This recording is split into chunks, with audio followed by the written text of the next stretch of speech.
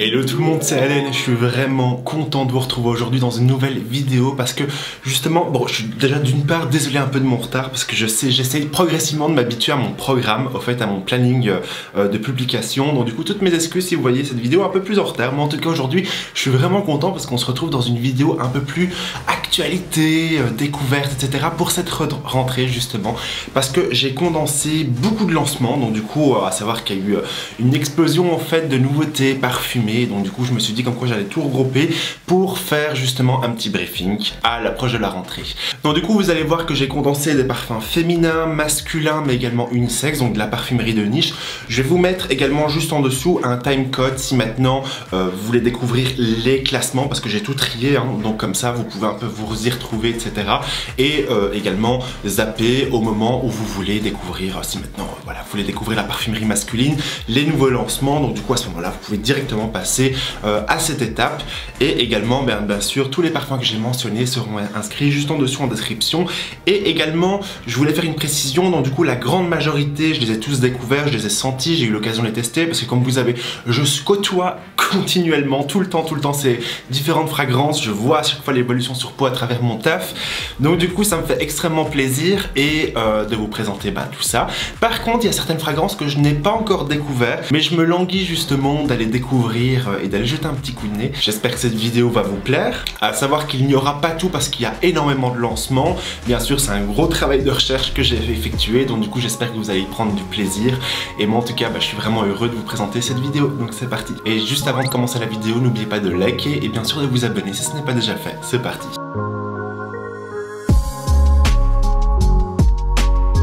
Donc du coup, comme je vous ai dit, il y aura trois catégories, la parfumerie féminine, masculine, mais également la parfumerie de niche, donc unisex. Donc du coup, on va commencer tout de suite par les nouveautés féminins.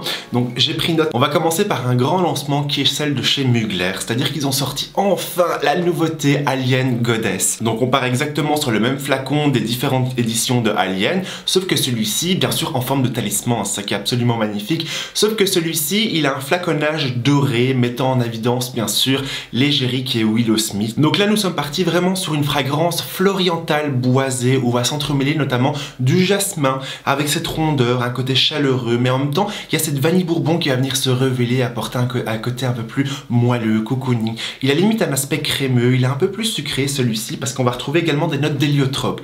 L'héliotrope c'est une molécule de synthèse qui nous fait rappeler vraiment ce lait d'amande. Vous voyez, il a vraiment un côté amandé et bien sûr il va s'adoucir par le bois de cachemiran. Donc du coup pour moi c'est une très belle composition.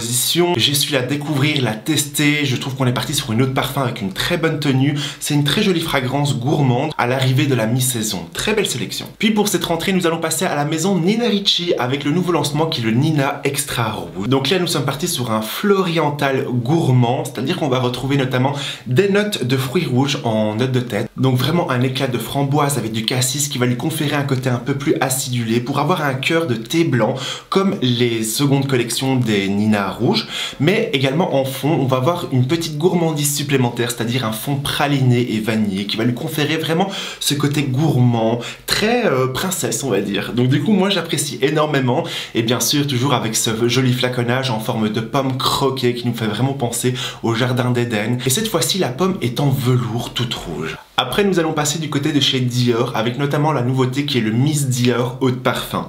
Alors il faut savoir qu'il y a énormément de déclinaisons de Miss Dior, mais cette nouveauté là a une particularité, c'est qu'il a une longue tenue, mais surtout qu'il est beaucoup plus gourmand. J'ai vraiment l'impression que cette tendance de cette rentrée c'est vraiment la gourmandise. Donc dites-moi un peu vos ressentis juste en commentaire. En tout cas une chose est claire, c'est qu'on garde la même identité du Miss Dior classique, c'est-à-dire à travers un floral boisé, mais à contrario celui-ci il est un peu plus oriental et gourmand. Donc c'est-à-dire que là on va toujours avoir ce bouquet floral à travers ce muguet, cette pivoine, mais qui va venir s'adoucir par de la rose pour finir sur un fond de vanille, de benjoin, de fèves de tonka et surtout de santal, mais extrêmement crémeuse. En fait là on est vraiment parti, j'ai l'impression même qu'ils ont mis des notes de caramel pour rendre ce côté addictif à cette fragrance. Longue tenue, bonne concentration, franchement j'en suis complètement ravi parce que c'est un Miss Dior qui sort un peu des sentiers battus. Donc du coup j'apprécie beaucoup cette déclinaison du Miss Dior parce qu'on a l'habitude de sentir des florales boisées, un peu plus chyprées également. Donc du coup là on a vraiment un floriental gourmand également, bonne tenue, bonne concentration. Donc pour ceux qui sont fans vraiment vraiment des parfums gourmands, très jolie composition. Après ça, nous allons passer à une nouveauté qui vient de chez Kayali, qui est le Honey Amber L34. Donc là, nous sommes passés également sur un floriental beaucoup plus boisé, parce qu'on va retrouver une note un peu plus acidulée de cerise noire en note de tête, mais qui va succéder par un côté un peu plus liquoreux à travers un miel. Mais attention, on est parti sur un miel éco-responsable. Donc moi, j'aime beaucoup parce que justement, la maison Kayali a fait de grands progrès au niveau de l'éco-responsabilité. Donc moi, ça, c'est un bon point que je tiens à soulever. On va retrouver en note de cœur, bien sûr, différentes roses, telles que de la rose de Damas, de la rose également Centifolia, donc je vous rappelle qu'il provient de cette sublime région de Grasse, mais également en note de fond, on va retrouver surtout un accord, voilà, de oud. C'est le oud qui va apporter ce côté opulent, puissant, il va apporter tout son envol à cette fragrance-là, et cette oud-là va venir se soulever avec du patchouli. Bien sûr, on va toujours avoir ce côté enrobant et enveloppant à travers ce santal. Après ça, nous avons la nouveauté Valentino, qui est le Voce Viva Intense, c'est-à-dire que c'est une autre déclinaison beaucoup plus puissante du Voce Viva, c'est-à-dire qu'on reste toujours dans la même famille, un floriental boisé, sauf que celui-ci, ils ont surdosé en vanille, également en jasmin, ce qui va lui conférer un côté beaucoup plus opulent, beaucoup plus puissant. Bien sûr, fidèle à la maison Valentino, les notes olfactives, on appelle ça des notes couture, c'est-à-dire qu'on va retrouver en note de tête un accord bien sûr de bergamote qui va lui conférer ce côté pétillant, puis après ça, on va se succéder bien sûr par ce jasmin, avec cette fleur d'oranger pour finir sur un côté mousse de chêne et une vanille bourbon, bien sûr, doublement dosé. Donc du coup, je pense que pour ceux qui ont l'habitude de prendre la version classique, cette alternative-là est une très belle recommandation si vous voulez plus de puissance. Nous passons à la maison Givenchy avec l'interdit eau de parfum rouge. Donc là, nous sommes partis sur un floriental épicé et boisé. On va toujours retrouver les grands classiques de l'interdit, c'est-à-dire avec la même ADN. Donc on va retrouver d'un bouquet floral de fleurs blanches qui va se succéder bien sûr par du vétiver également avec un fond assez puissant. Mais à contrario, cette nouvelle fragrance, bien sûr avec ce design totalement rouge, on va retrouver trois notes qui diffèrent du classique, c'est-à-dire de la feuille de piment qui va lui conférer un côté un peu plus épicé mais un peu plus végétal vert, mais surtout quand il est accordé avec ce vétiver, ça lui confère vraiment une senteur un peu plus piquante, on va dire. Puis après ça, on va retrouver de l'orange sanguine et également du gingembre qui va vraiment donner cet envolé réveil matin et ce caractère un peu plus corsé. Après ça, Ralph Lauren a également sorti une nouvelle déclinaison parfum du romance, c'est-à-dire que dans celui-ci on va retrouver notamment de la feuille de violette, du poivre rose, un accord de feuilles de cassis, donc toujours un peu plus sec par rapport au romance classique, mais beaucoup plus onctueux, beaucoup plus puissante, parce qu'on va retrouver notamment ce jasmin, ylang-ylang, et surtout ce fond de patchouli qui va s'entremêler avec ce chypre qu'on retrouve dans le romance classique version haute toilette. Donc du coup là on a vraiment, vous l'avez compris, hein, on est parti sur la même ADN, sauf que le patchouli et différents accords vont venir soulever cette fragrance pour lui conférer ce côté boisé, oriental, plus de puissance également. Après ça, nous allons passer du côté de chez Armani avec le My Way Intense, c'est-à-dire c'est encore une autre déclinaison du My Way classique. Donc du coup, si vous êtes fan du classique, vous allez aussi adorer cette nouvelle version, par exemple, à l'approche des saisons beaucoup plus froides, parce que là, nous sommes partis toujours sur la même identité du My Way, c'est-à-dire un floral boisé, mais cette fois-ci, il est beaucoup plus oriental. C'est-à-dire qu'on va toujours retrouver la même ADN du My Way classique, c'est-à-dire qu'on va retrouver ce tubéreux, sauf que le côté chypré est un peu moins présent parce que ce bois de santal va venir donner tout cet éclat à cette fragrance et bien sûr s'adoucir vers cette vanille.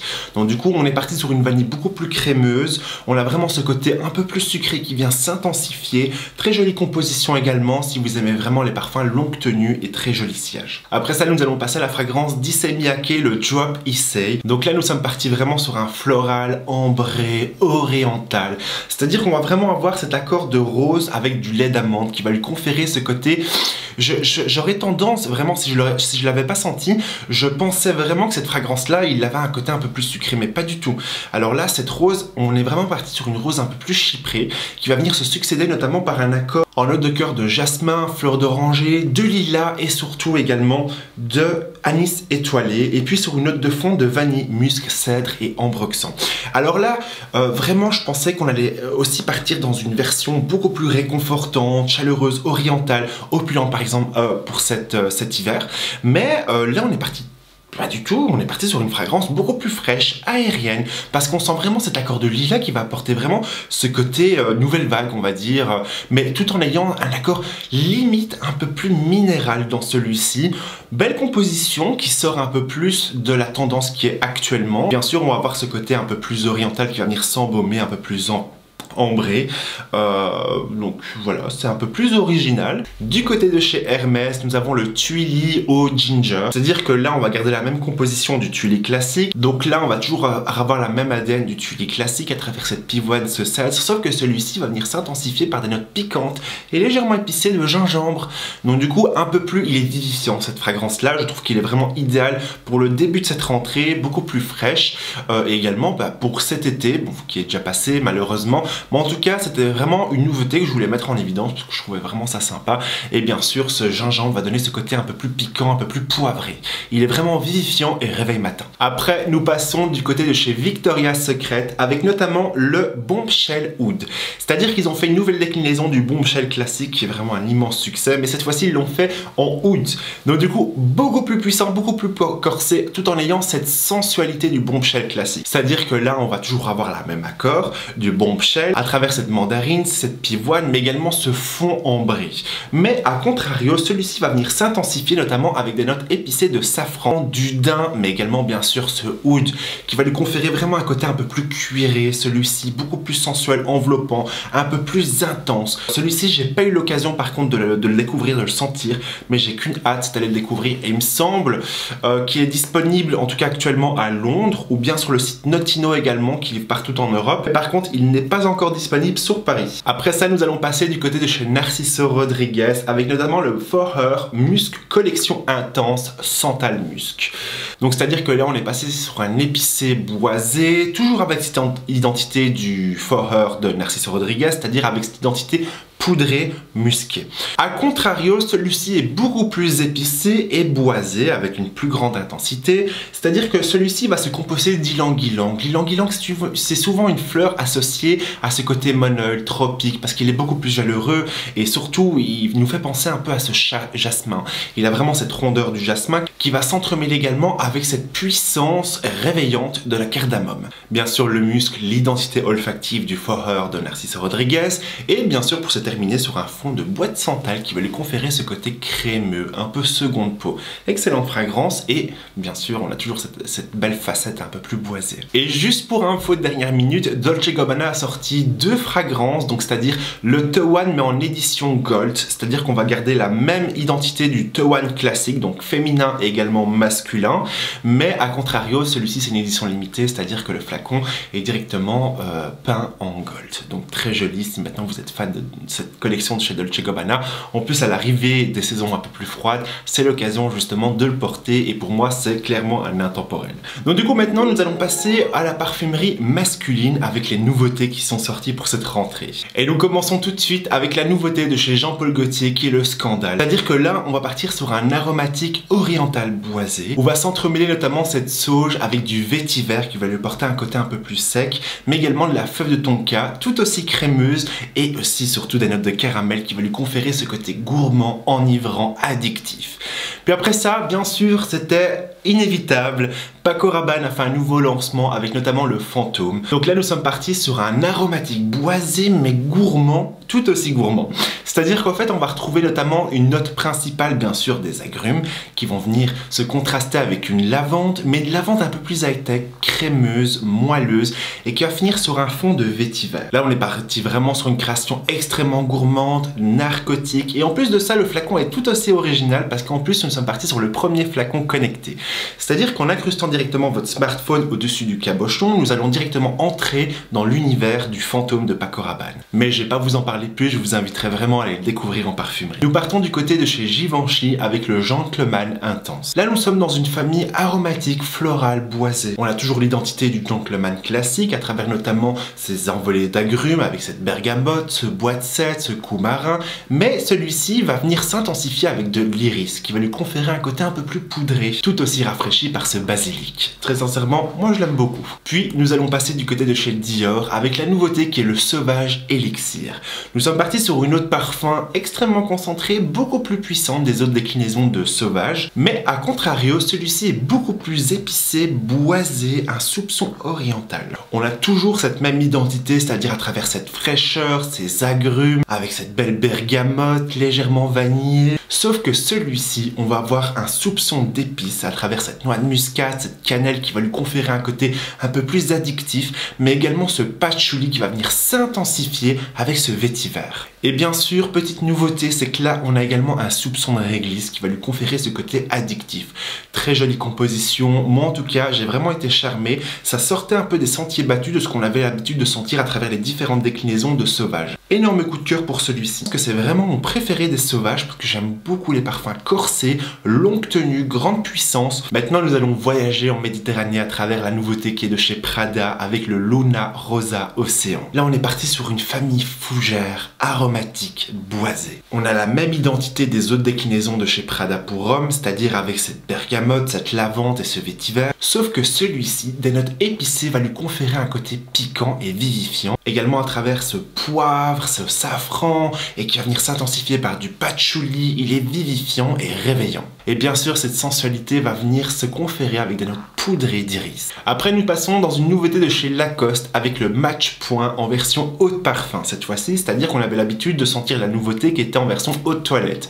Celui-ci, beaucoup plus puissant, bonne concentration, longue tenue. La fraîcheur du citron va venir se mélanger avec du pamplemousse, des notes poivrées cette fois-ci, de la lavande, du cardamome et également du patchouli qui va venir s'intensifier. Plus de puissance pour un double plaisir. Nous passons du côté de chez Hugo Boss avec le Boss Bottlet Absolute. Et toujours fidèle à la maison Hugo Boss, nous avons toujours ce flaconnage en forme de flasque cylindrique. Donc celui-ci, on est parti sur un boisé fruité. On a toujours cette même identité du Boss, c'est-à-dire un peu minéral, aquatique, boisé, mais celui-ci va venir s'accentuer à travers des notes juteuses de prunes et de pommes. Un côté vivifiant, beaucoup plus onctueux, à la limite d'être liquoreux. Puis on part du côté de chez Issey Miyake avec le Fusion Tissé Extrême. Donc là, nous avons un accord d'agrumes avec de la cardamome, de la menthe poivrée qui va lui conférer un côté rafraîchissant, mais tout aussi piquant sur un fond boisé. Pour cette fragrance, ils sont inspirés d'une roche volcanique. C'est-à-dire qu'ils ont été intégrés des notes un peu plus minérales, limite cristallin, tout en étant assez boisé, opulent, mais également rafraîchissant. Cette menthe poivrée va venir se faire sentir, mais tout en élégance à travers ces différents bois. Maintenant, nous allons passer du côté de chez Burberry avec notamment la nouveauté qui est le Hero. Dans cette nouveauté, nous allons retrouver trois notes: bergamote, génévrier et également du poivre noir. Mais attention, nous allons avoir un bois, un fond boisé qui va se composer de trois bois de cèdre différents. C'est-à-dire qu'ils ont été distillés différents bois de cèdre des 4 continents du monde. Donc on va retrouver du bois de cèdre qui provient des Appalaches, du bois de cèdre Atlas et également de l'Himalaya. Si vous êtes fan des boisés, celui-ci risque probablement de vous plaire. Après ça, nous passons à la nouveauté qui vient de chez Viktor & Rolf, le Space Bomb Infrared. Fidèle à la collection Space Bomb, on est parti sur un épicé boisé. Safran, cannelle, poivre et notes de tabac vont venir se soulever et va venir s'aciduler par des notes de fruits rouges un peu plus gourmandes de ce qu'on a l'habitude de sentir par rapport au Space Bomb classique, donc aux autres éditions. Celui-ci est un peu plus réveillant, on va dire vivifiant, mais surtout qui nous met un peu l'eau à la bouche. C'était tout pour les nouveautés masculines. Donc maintenant nous allons passer aux nouveautés unisexes, donc c'est-à-dire des parfums de niche. Donc là j'ai quand même une jolie petite sélection et on commence tout de suite par l'une des prochaines programmations, c'est-à-dire que le 13 septembre va sortir la nouveauté Juliette Hasegun avec le Lily Fantasy. J'ai hyper hâte parce que là on est parti sur un accord de lilas où va s'entremêler notamment, au fait on est vraiment un floriental, donc on va retrouver aussi de l'ambre bien sûr, boîte santal, quelque chose vraiment de réchauffé, un peu plus oriental, opulente, mais surtout l'originalité dans tout ça, c'est l'accord de Bubblegum. Excellente composition, j'ai hâte de sa sortie, donc retenez bien la date, le 13 septembre. Puis après ça, bien sûr, Dior dans la collection privée, la nouveauté qui est le Diorama Vanilla. Pour cette création, le parfumeur s'est inspiré notamment d'une pâtisserie préférée justement de Dior pour lui conférer ce côté un peu plus gourmand, épicé. C'est-à-dire que là, on va retrouver notamment de l'orange amer qui va venir se succéder avec une vanille bourbon. savon, hyper crémeuse mais surtout gourmande. Un brin épicé comme s'il était canélifié, mais également on va retrouver des notes de cacao qui va être entremêlé avec des accords de rhum.